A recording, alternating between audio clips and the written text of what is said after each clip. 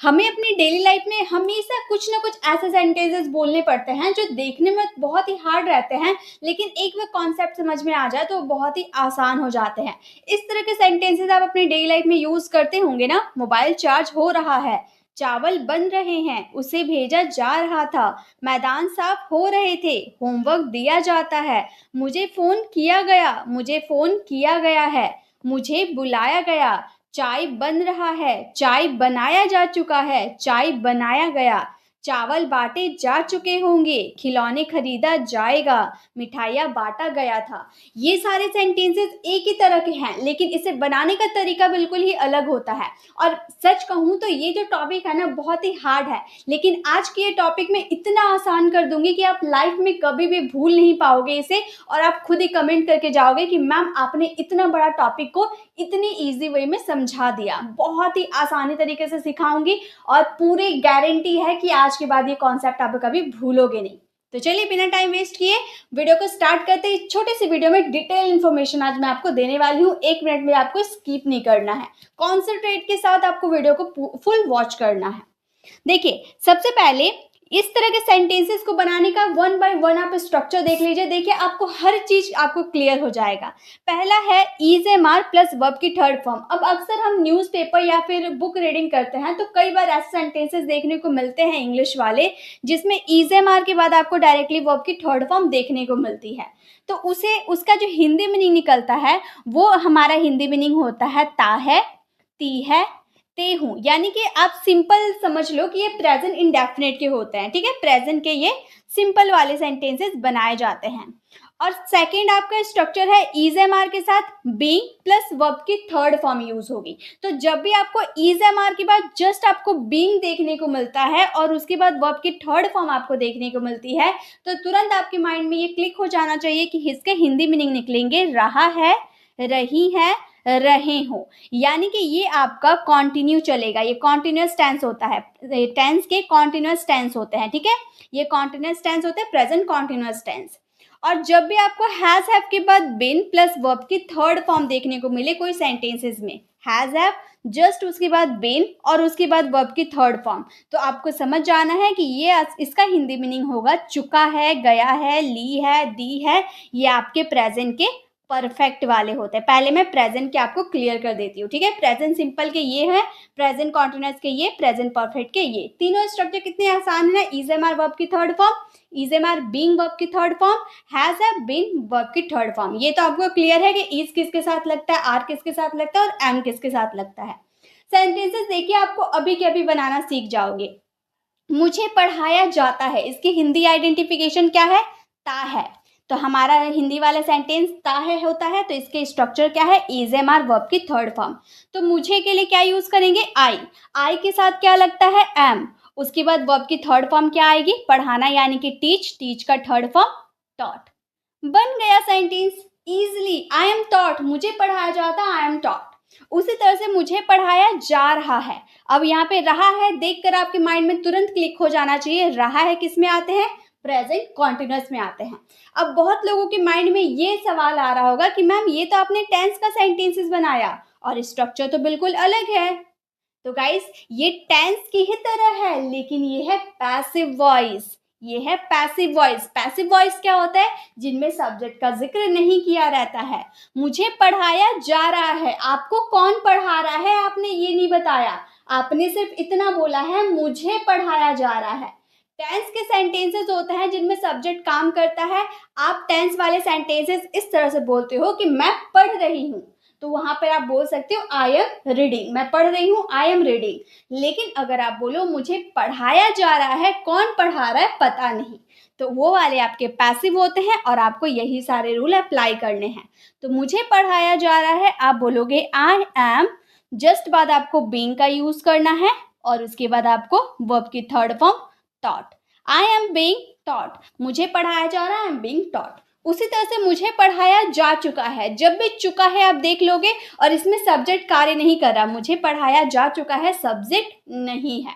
ठीक है, तो जब भी आप बोलोगे मुझे पढ़ाया जा चुका है देख के आपके माइंड में क्लिक हो जाना चाहिए हैज हैव बीन वर्ब की थर्ड फॉर्म। तो हम बोलेंगे आई हैव बीन और वर्ब की third form taught. I have been taught, मुझे पढ़ाया जा चुका है, I have been taught. Easy है ना, कितना आसानी से तीनों स्ट्रक्चर समझ में आ गए। जब भी सब्जेक्ट कोई कार्य नहीं करता है, उसका जिक्र नहीं करते हैं, यानी कि वो सेंटेंसेस पैसिव में होते हैं, और प्रेजेंट सिंपल में ये स्ट्रक्चर, पास्ट प्रेजेंट कॉन्टिन्यूअस में ये स्ट्रक्चर, और प्रेजेंट परफेक्ट में ये स्ट्रक्चर आपको अप्लाई करने हैं। कुछ नेगेटिव और कुछ और सेंटेंसेस मैं आपको बता देती हूँ, इसे क्लीन कर देती हूँ, ठीक है। अब देखिए, मान लो आप और सेंटेंसेस में बोल रही हूँ, आप मेरे साथ बनाते हुए चलना। पत्र लिखे जाते हैं, कैसे हम बोलेंगे? पत्र लिखे जाते हैं, हम बोलेंगे लेटर्स। Letters are written. पत्र लिखे जाते हैं, लेटर्स आर रिटन। उसी तरह से पत्र लिखे जा रहे हैं। पत्र कौन लिख रहा है नहीं पता, सिर्फ इतना बोल रहे पत्र लिखे जा रहे हैं, तो हम क्या बोलेंगे? हम बोलेंगे letters are being written. Letters are being written, पत्र लिखे जा रहे हैं। उसी तरह से पत्र लिखे जा चुके हैं देख के माइंड में क्लिक हो जाना चाहिए, हैज हैव बीन लगेंगे, तो हम बोलेंगे लेटर्स, बहुत सारे लेटर्स है तो have, letters have been written. Letters have been written, पत्र लिखे जा चुके हैं, लेटर्स हैव बीन रिटन। इस तरह से इसके सेंटेंसेस बनाएंगे। नेगेटिव बनाएंगे, जैसे उसे नहीं पीटा जाता है, उसे नहीं पीटा जाता है, तो बोलेंगे, हम क्या बोलेंगे? He is not beaten. He is not beaten, उसे नहीं पीटा जाता है, ही इज नॉट बीटन। उसे नहीं पीटा जा रहा है, he is not being beaten. हमेशा याद रखिएगा, जो भी आपके हेल्पिंग वर्ब रहेंगे, हेल्पिंग वर्ब के जस्ट बाद आपके नॉट आ जाएंगे, उसके बाद आप एक्स्ट्रा वर्ड चाहे बीन हो चाहे बीइंग हो वो आप यूज कर देना, ठीक है। तो ये आपको क्लियर हो गए। चलिए अब पास्ट वाला देखते हैं।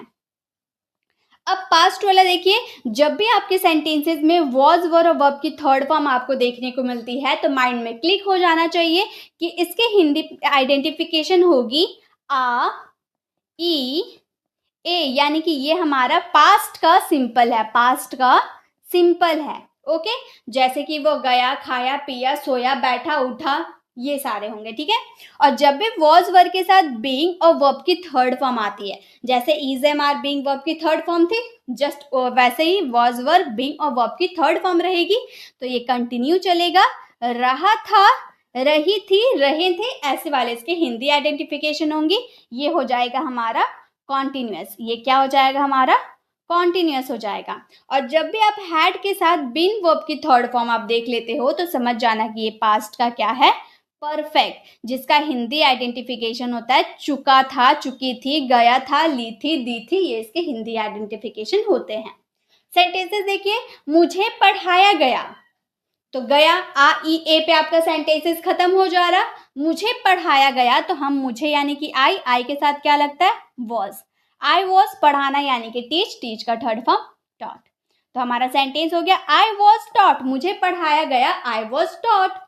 वैसे ही मुझे पढ़ाया जा रहा था, कौन पढ़ा रहा था नहीं बता रहे, ओके, सिर्फ इतना बोल रहे मुझे पढ़ाया जा रहा था, तो हम क्या बोलेंगे?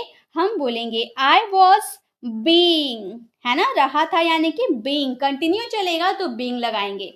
आई वॉज बीइंग, क्या लगाएंगे? टॉट, वर्ब की third form. I was being taught, मुझे पढ़ाया जा रहा था। वैसे ही मुझे पढ़ाया जा चुका था, यानी कि ये काम कंप्लीट हो चुका था पास्ट में, तो हैड बीन वर्ब की थर्ड फॉर्म आ जाएगा। तो हम क्या बोलेंगे? आई हैड बीन टॉट, मुझे पढ़ाया जा चुका था, आई हैड बीन टॉट। वैसे ही अगर नेगेटिव आप बनाना चाहो, मुझे नहीं पढ़ाया गया, तो आप बोलना आई वॉज और यहाँ पे यूज कर देना not, I was not taught. वैसे ही मुझे नहीं पढ़ाया जा रहा था, मुझे नहीं पढ़ाया जा रहा था, तो बोलेंगे I was not being taught. वैसे ही मुझे नहीं पढ़ाया जा चुका था, तो बोलेंगे I had not been taught, ठीक है। इस तरह से इसके नेगेटिव बनाएंगे। और इंट्रोगेटिव के लिए आपको हेल्पिंग वर्ब को स्टार्टिंग में यूज कर देना है, वॉज आई टॉट, क्या मुझे पढ़ाया गया, ठीक है। इस तरह से आप नेगेटिव और interrogative sentences banana. I hope clear है। चलिए अब आगे देखते हैं।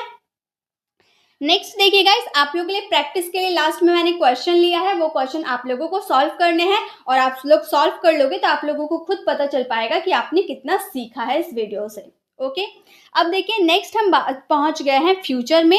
विल बी वर्ब की थर्ड फॉर्म अगर आपको देखने को मिलता है तो माइंड में क्लिक हो जाना चाहिए, कॉन्टिन्यूअस नहीं है ये। विल बी देखकर आप कॉन्टिन्यूअस में चले गए ना, कॉन्टिन्यूअस नहीं है ये हमारा सिंपल है, ये हमारा सिंपल है। पैसिव का कॉन्टिन्यूअस अलग तरीके से बनाया जाता है। मैंने बीइंग के यूजेस आप लोगों को करवाया था, फ्राइडे की वीडियो में देखिएगा, वीडियो सेक्शन में आपको मिल जाएगा। मैंने बीइंग के कॉन्सेप्ट क्लियर करवाए थे, तो उसमें मैंने आपको बताया है कि फ्यूचर कॉन्टिन्यूअस को पैसिव कैसे बनाया जाता है, आप उसमें आप देख सकते हो। फ्राइडे की वीडियो है, बीइंग के यूजेस उसमें मैंने बताया है, उसमें मैंने फ्यूचर कॉन्टिन्यूअस के कैसे पैसिव बनते हैं वो भी मैंने उसमें बताया है, तो आप वो वीडियो को जरूर देख लीजिएगा। देखिए, विल बी और वर्ब की थर्ड फॉर्म देखने को मिल जाता है, यानी कि समझ जाइएगा फ्यूचर का ये सिंपल है, जिसकी हिंदी आइडेंटिफिकेशन गा, गे और गी रहता है ना। और विल हैव के साथ बीन वर्ब की थर्ड फॉर्म देखने को मिलता है, तो आप समझ जाना कि इसकी हिंदी आइडेंटिफिकेशन चुका होगा, चुकी होगी, ली होगी, दी होगी, ऐसे वाले हिंदी आइडेंटिफिकेशन होंगे। ये हमारा फ्यूचर का परफेक्ट है, ठीक है। तो यही दो ठो इसमें है। जैसे कि मुझे पढ़ाया जाएगा, मुझे पढ़ाया जाएगा, हम बोलेंगे आई विल बी टॉट। आप बोलोगे मैम आई के साथ सेल नहीं लगा सकते, तो गाइस सेल का यूज अब मॉडल वर्ब के रूप में होता है, तो आप सेल का यूज नहीं करना, आई के साथ विल का यूज करना, आई विल बी टॉट। मुझे पढ़ाया जा चुका होगा देख के माइंड में क्लिक हो जाना चाहिए, ये हमारा फ्यूचर का परफेक्ट है, जिसका सेंटेंस बनेगा विल हैव बीन वर्ब की थर्ड फॉर्म। तो हम बोलेंगे I will have been taught, I will have been taught. मुझे पढ़ाया जा चुका होगा, I will have been taught. तो इस तरह से इसके सेंटेंसेस बनेंगे। अगर आप इसके नेगेटिव बनाते हो, आप इसके नेगेटिव बनाओगे, मुझे नहीं पढ़ाया जाएगा, मुझे नहीं पढ़ाया जाएगा, आप बोलना I will not be taught. मुझे पढ़ाया नहीं जा चुका होगा, I will not have been taught. Clear? इस तरह से इसके नेगेटिव बनाए जाते हैं। तो आई होप आपको ये समझ में आ गए। तो यही मेरा मेन पर्पस था कि आप लोगों को इजी तरीके से ये आपको क्लियर करवा दूं।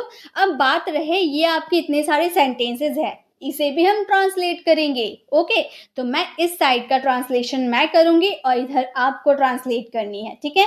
तो चलिए बना के देखते हैं।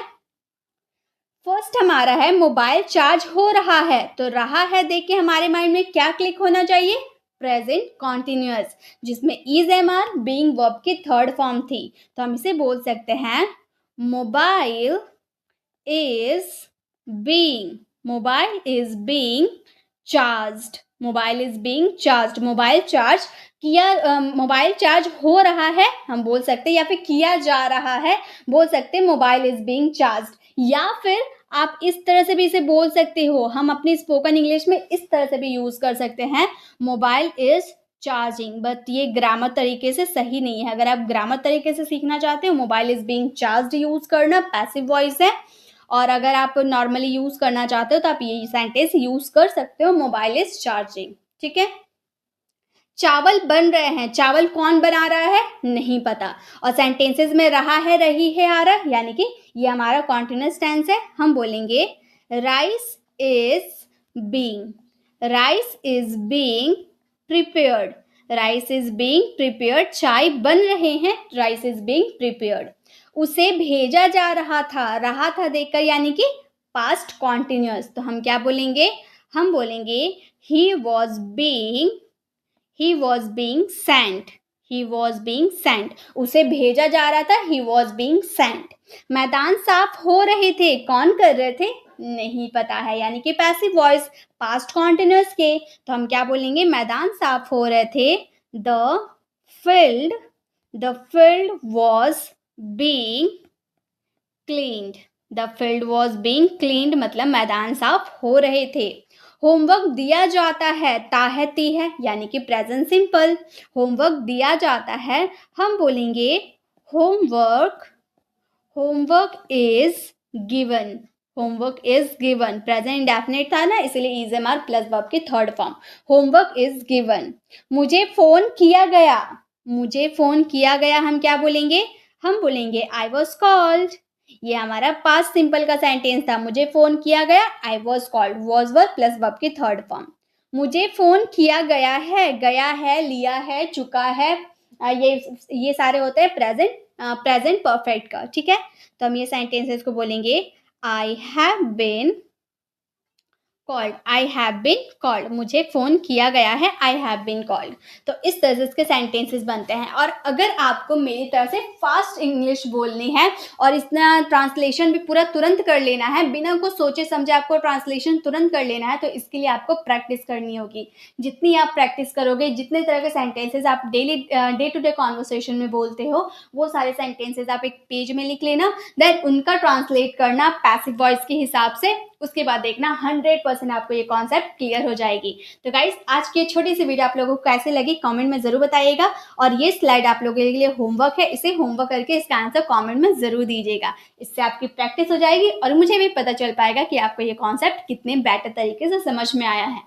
और गाइस, अगर आपको ये वीडियो अच्छी लगी तो लाइक कीजिएगा, अपने फ्रेंड सर्कल में ज़रूर शेयर कीजिएगा। अगर आप हमारे चैनल पर नए हैं और मेरे पढ़ाने का तरीका आपको पसंद आया तो सब्सक्राइब कर आने वाले बेल आइकन को ज़रूर प्रेस करें, ताकि रोज आने वाली वीडियोस की अपडेट आपको मिलती रहे। मिलते हैं नेक्स्ट ऐसे इन्फॉर्मेटिव वीडियोस के साथ, तब तक के लिए कीप लर्निंग।